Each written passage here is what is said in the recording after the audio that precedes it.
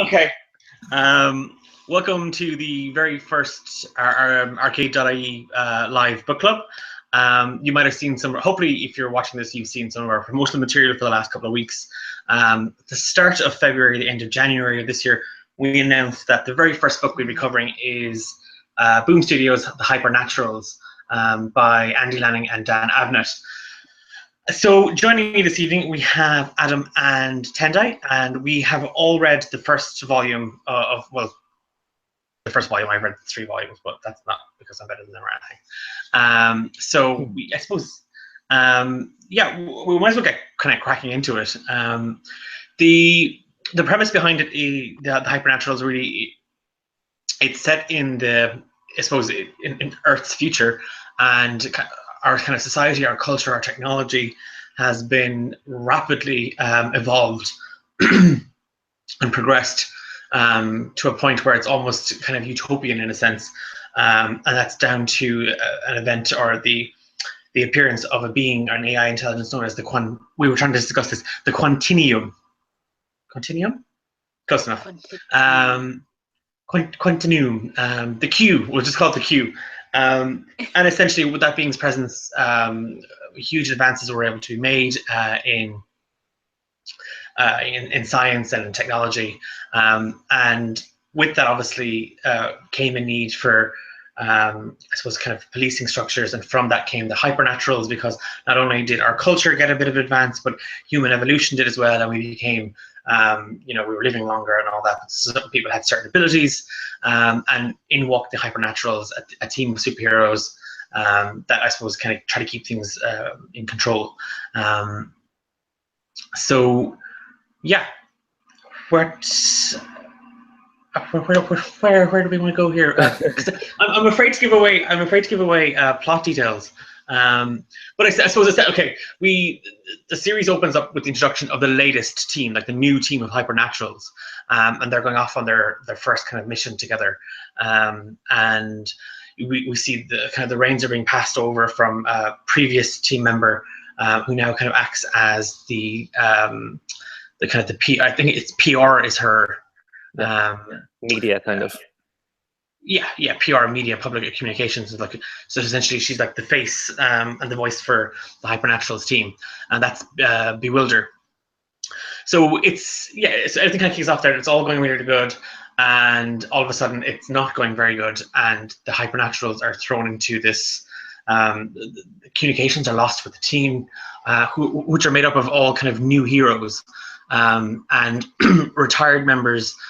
Some more willing than others are kind of pulled right back into active duty to figure out what's after happening to the new team, and if one of their arch enemies is behind it. The comics were published, first published in 2013, and there's 12 issues in total, and the first volume takes into account the first 3 issues. So that sets up that's setting up your story for the remaining 9. I suppose having read the whole thing, I have a kind of a clearer picture of it. But what did you guys think? Are you in? Did the story catch you at all, or is it something that? Oh no, definitely. Yeah, definitely. I grew up. Oh, do you want to go first? You go. Like, I grew up a huge X-Men fan, so I tend to gravitate more towards superhero team rather than individual superhero sort of stories, except for a couple, like, you know, Black Panther and Storm, but they all were kind of introduced as part of teams, and then I kind of became fond of them separately. But no, as a big fan of X-Men, I was immediately, of course, get thrown right into it, and at all, which is sometimes that's kind of hit or miss with me, because I'm either like, whoa, slow down there, or I'm like, okay, you know, speed it up a bit. But it was like, for me, it was just kind of quick pace the whole way through, so I breezed through it in no time. It was actually really great. I would agree, and I think it was a very interesting take on a story as well, because like your circumstances happen in the first issue and it kind of shakes things up, and I think that kind of aspect of it is really refreshing as well, So you're kind of dealing with a lot of what like has-beens, I suppose, and has-been heroes, like their time is done, and you have a new batch of heroes in, but then circumstances shake that up. So you're not kind of dealing with the brand new kids on the block. You're dealing with people who have been saving the universe for ages and ages and ages. So I think I think Tendai, you said it's quite fast paced. I found, to be honest, with you, I found the exact same thing. I was like, there's no. I mean, in the first issue, it does kind of the Quantinuum happened, and there's this kind of really fast explanation as to what you're walking into in the next couple of pages. But I don't think it doesn't, like the series in the first volume anyway, well actually throughout volume 2 and 3 as well, it really does not let up in terms of, I suppose, the expanse in this universe. I mean, we're, like you mentioned, you said that you kind of prefer your superhero team stories. Those like your X-Men and the Fantastic Four, the Justice League, they've all had years and years and years to develop, and the worlds that these heroes exist in have been around for decades. So we're there's always been changes. There's been the New 52s and the rebirths, and all this a million other dimensions and timelines. But even with all that, we're still quite familiar with those heroes and that universe that they're in. For the Hypernaturals, there really isn't. I mean, you are coming into it brand new. There's no like hand holding. There's no like, these guys. You read them in the last series that we had 15 years ago when we brought them back out, and it's just here you go. These are the heroes. Deal with it. And then, like Adam said, it's like these are the heroes. Deal with it. Oh wait, they're not the heroes. We're going to go back to the old guys. Yeah. 100%. It's they have to explain a lot in comparison to, like you said, to let's say Marvel or DC or other comic publishers that have been around for a long time. They have to start from literally scratch. So they have to get that image in your head that you're not kind of like, okay, so where does this go now? Like in comparison, let's say people who read Game of Thrones, they kind of knew what things were, but then people who were just watching the show, they're like, what's that family? Who are they? What's he doing here? I don't know what's happening. And then, you kind of like, whereas it didn't necessarily explain that well. Whereas with this, you're trying to make sure you have the backstory that will let you continue on and still be informed enough that you can enjoy it without being too informed that you're overloaded with information. Yeah, because I mean, I think that's one of the big things, especially in the first volume. And when you're looking at it, you're like, you're kind of introduced to, here's our new team. Oh wait, we actually have to get the old guys back. And then, since retiring or since leaving the team, not all of them have had as successful careers as Bewilder. I think so. You've got Bewilder. She's super fast. And you've got Thinkwell, who I keep calling him Inkwell, but Thinkwell is his name. I'm the same. And he's awesome. He's like, and I always hate that kind of, hyper. I hate the Reed Richards character. I hate that hyper intelligent, know-it-all fuckery. I really don't like that in a character. But I absolutely thought Thinkwell was brilliant. I thought it was so unique. Yes, it was, because I mean it's I think his character type and his intelligence, it doesn't, and his gift with it, it doesn't kind of, it's not I'm smart therefore I do things. It's more I'm smart, I'm curious about everything. And like his kind of his intelligence kind of stems from his curiosity more than anything else. Throw in the fact then that he can manipulate darkness, which looks like ink, I suppose that's where it kind of comes from. But he's a really good character. And then you've got Clone 45, who I really did not like at the start, because I was like, he's basically a declawed Wolverine. Yes, that's exactly what I was thinking the whole time. But he's not. That's the thing. Cause that was my first impression. I was like, oh my god, it's just basically Wolverine without claws. But he's not. He really is his own character. I mean, the clones. Is it explained? I think it's explained kind of briefly in the first volume. but obviously they're stemming from one genetic code into the next, and that they're in this cycle, and the clones possess the ability to recall the memories, experiences, and skill sets of past clones. So obviously, as each clone goes on, they're open to a library of even more than their predecessors. So each clone is going to be better than the next. But it's just his character, because outside of that ability, he's a formidable fighter, and he has kind of some sort of enhanced strength and reflexes and healing factor. But I don't know, he's not. I think it's more. I think he kind of beaten down by the fact that he's been replaced. And I don't think he kind of freely admits that as a character. But I don't know. It was just I really. I did, especially as the series goes on, I did gravitate to him an awful lot more. And I'll put my hands up and say this: I'm usually the first person to turn around and be like, "Yay! Look at the powerful, awesome female character! Isn't she brilliant? She's the best." And don't get me wrong, Bewilder is amazing, and she has some fantastic moments in the series. But at no point did I feel any of the heroes or any of the characters kind of outdo the other or kind of take more attention from another, with the exception of the I suppose the antagonist of the first volume, Sublime. He is purely Sublime. He's just it's that really creepy. He's creepy, but it's that wicked charm creepy. He's up there with Hannibal Lecter. It's that kind of, why am I so attracted to this man? He's going to kill me. Like I don't know. Purple Man, David Tennant vibes. Yes, that's exactly. Yeah, the Purple Man, definitely, because he's so charismatic that you can't help but be kind of pulled into him. And I just loved he was so bitchy as well, though. Like, he's just a pure razor sharp.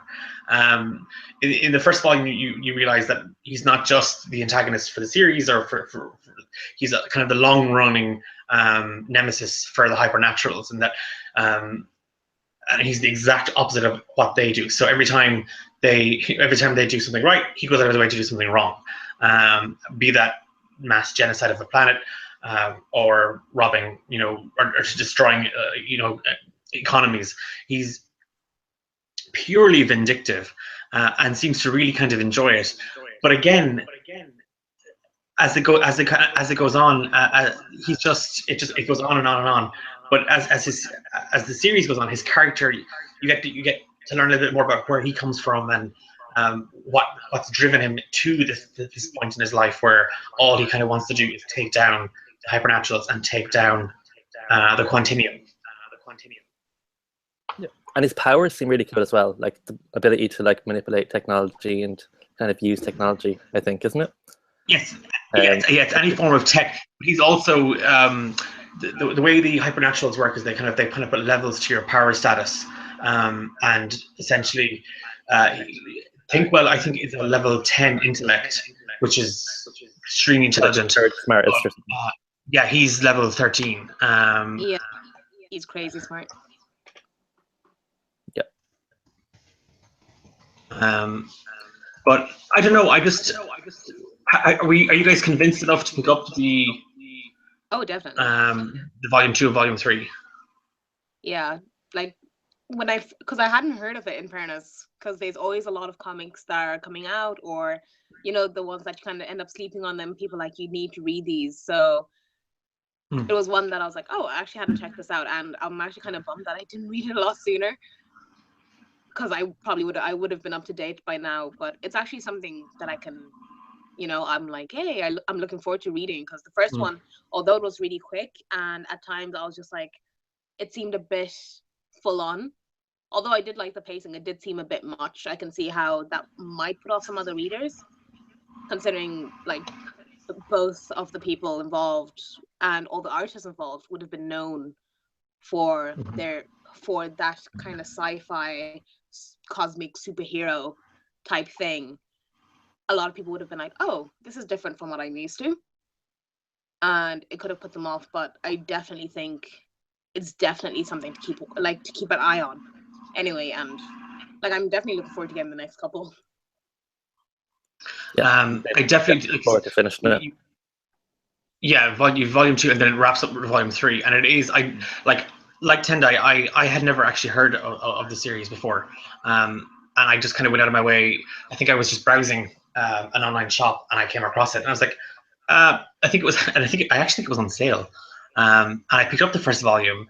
It arrived, a couple of days later, and I'm kind of, when it comes to books, if you get me in the first couple of pages, then you have me for life. But I mean, I devoured volume 1, and immediately, having finished it, processed it and thought about it a little bit more, I had to know straight away what was going to happen in the next 2. So I went on away and bought both volumes, and then when they arrived, I just ripped straight into them. I don't know, Adam, was it something that kind of caught your attention, or? Like, I had not heard of it at all until you recommended it and you picked it for the book of the month. So I was kind of like going into it completely blind, knew absolutely nothing about it. And yeah, I'm definitely going to finish it. Like, it's totally got me hooked, I suppose. And I think the characters are all really unique as well. Like, it's interesting. Yeah. Yeah, I mean, because they would all have fairly familiar power sets. I know we were kind of saying, oh, look, Clone 45 reminds us of Logan, of Wolverine, but that's if you hold Wolverine up as the as an archetype. He's Clone 45 is gruff. He's quite aggressive. He's a heavy drinker. He just seems quite cantankerous and miserable, and quick to lash out. But there's an awful lot more to his character, as there is with X-Men's Wolverine. But the same goes for Bewilder. The same goes for Thinkwell. And there are 3 main characters. I mean, there's a whole roster. You have Half Shell, who she's one of the newer Hypernaturals, or she would have been the new Hypernaturals. She's a young girl who went up basically to wear this powered armor suit. The cyber armor, yeah. Yes, yeah, and then lost it because she was like, and I think her reasoning for losing was she was too pretty, but it just turns out that she's actually very anti-establishment and super stubborn, quite aggressive. Yes, yeah, it's super stubborn. And then you have it's Shoal, right? Okay, his power I really didn't get at all. I really didn't get it. He can manipulate things called strangelets. Yes, and he can basically, like, I don't know, they're kind of super in touch with the he's able to discern information from them, and let them reinforce mass. Yes, yeah, it's really, really unique, but it was quite strange. I really like him as a character. Yeah, because and I think that's where I was going with, because you have your 3 kind of refined superheroes, and then they're kind of these 2 newcomers, Half Shell and Shoal, are thrown into the mix, and Half Shell really just wants to prove herself, but is going about the complete wrong way, and then Shoal is literally petrified of his own shadow and really doesn't know what he's doing with the rest of the team. And it's their dynamic is really, really good. And then you just throw kind of in the universe that that the team have created, and it really did make for phenomenal reading. And even, okay, I'm not an artist by any shape or form. I always feel weird when I critique art or when I comment on the art in a comic book, but I absolutely loved the colors used in the Hypernaturals. Everything, it's kind of, I don't know if I'm using the right even terminology, but there's a huge amount of color, but nothing drowns out the other. It all works really, really, really well. And every page, there's like, I once I finished the first volume, I went back over it again, and I took in the art, I took in the lines, I took in the colors, and it is, I mean, my camera on this is absolutely awful, but like, this is just a random page, but it is everything about it. And you might have noticed it's quite text heavy as well. There's a lot of dialogue, but it does make for really, really a really, really good read. I couldn't recommend it enough. I couldn't recommend it enough to anybody. It's I think it's probably one of my favorite superhero stories. I think I came into. Some people might get annoyed with this. I don't really like the Watchmen. It always felt I didn't really get Manhattan or any of that stuff. Really wasn't for me. But this, I suppose, this is my Watchmen, because obviously, as the story progresses, you are kind of going down this kind of, would say, doomsday scenario. Which is not a big spoiler, because everything the Hypernaturals deals with is a doomsday scenario. They're only ever called in when when the shit hits the fan royally. But it's just so well thought out, and it's so well planned, that when it all kind of starts to come together, and it does. I know we said it's quite fast, and you don't realize it, but by the end of volume 3, you're like, oh my god, it's over. And it was so, it's really intensive, but it's that good kind of, the story gets hooks into you, the characters get their hooks into you. Like, I'm obviously raving, like literally like a lunatic, so that's a good sign. That means I obviously liked the book. We also have our first question. Oh. So longtime fan of the arcade and also deputy editor, Mary asks, what marks would you give it out of 5? Oh, so easily. Okay, I know. First book, 5 out of 5. No, I would. Having not. Okay, here are my reasons. Right, having not been familiar with the Hypernaturals. I mean, it was published 4 years ago. It was released 4 years ago. I hadn't heard about it. I'm not saying I hadn't heard about it, therefore it didn't exist. I mean, I live in a tiny little non-comic shop. There's no comics. There's no place to buy comics in Limerick. So I live in this weird little bubble of what my friends recommend to me, and then I pick them up. So having not heard about it and picking it up purely by chance because it was on sale, and then being completely absorbed by the first volume, I have to give it 5 out of 5. Because I literally went out of my way to buy volume 2 and 3. Literally the day I finished it, I went out and I bought the next 2 volumes. So that's a testament to the first volume. I don't know. I can't say it's going to be everybody's cup of tea, because if, like Tendai said, it is a superhero team. You are kind of thrust into it, and it doesn't hold your hand. I mean, it's like, keep up with us here. But I really did enjoy it. I would give it 5 out of 5. I don't know, but that's me. I'm a sucker for a good story. I'd be the same. I'd give it not 5. I'd give it 4 out of 5 stars. Just because I really liked it, really enjoyed it. I think it's really unique, and I like the dynamics of the characters. And I can only give marks on the first volume, so I haven't finished it yet. But yeah, it's definitely a solid start for me, and I'm definitely going to finish it. So I'm looking forward to that. So yeah, 4 for me. Yeah, I'd agree with Adam. Because I've only gone through the first volume, I'd definitely be a high 3 or a 4 at least, because I did enjoy it straight away. Like, it really just kind of got my attention, and it kept my attention, considering that I had so many things to do, and it didn't feel like I was procrastinating while I was reading it. So I felt like I was actually doing something worth my time, which is always a bonus. So it was really, really great. And like I said, I'm a huge fan of superhero teams in general. So I like having a lot of people that I can focus on. Like you said, like you said, it's dialogue heavy. I like reading just normal novels anyway. That's something that puts me off some comics and graphic novels, is when they're really light on the dialogue. Like, I want to read. I like looking at pictures, but I also want to read. And like you said about the artists, there was actually quite a few artists involved in in pretty much all of them, as far as I've seen.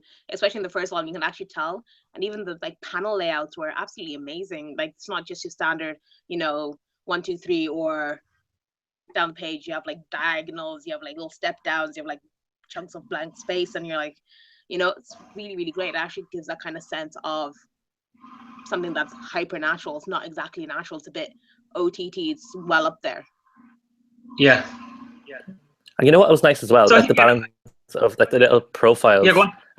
They had kind of different character profiles as you go through it, and I think that was a nice addition as well, because you kind of get to know the characters better without necessarily being forced or spoon-fed it in story. So Yeah, they do this. It's kind of like kind of I suppose a galaxy-wide kind of news story, or kind of collection of around the around the Earth or around the various colonies where you get to see you're learning about events that are happening outside of the main events of it, and there's interviews with characters, and then there's what Clone 45 thinks of his other teammates or vice versa, and it is a really interesting kind of it gives you a little bit more insight into the character other than what you're getting in the main story. So it's quite expensive. Mary is also she's also asked who was the worst character. I don't really know. I don't think there was anybody that I was completely put off by in terms of the main our main team. There was no one that I was. I suppose if I was forced, gun to my head, probably Shoal, just because I didn't get the strangelets.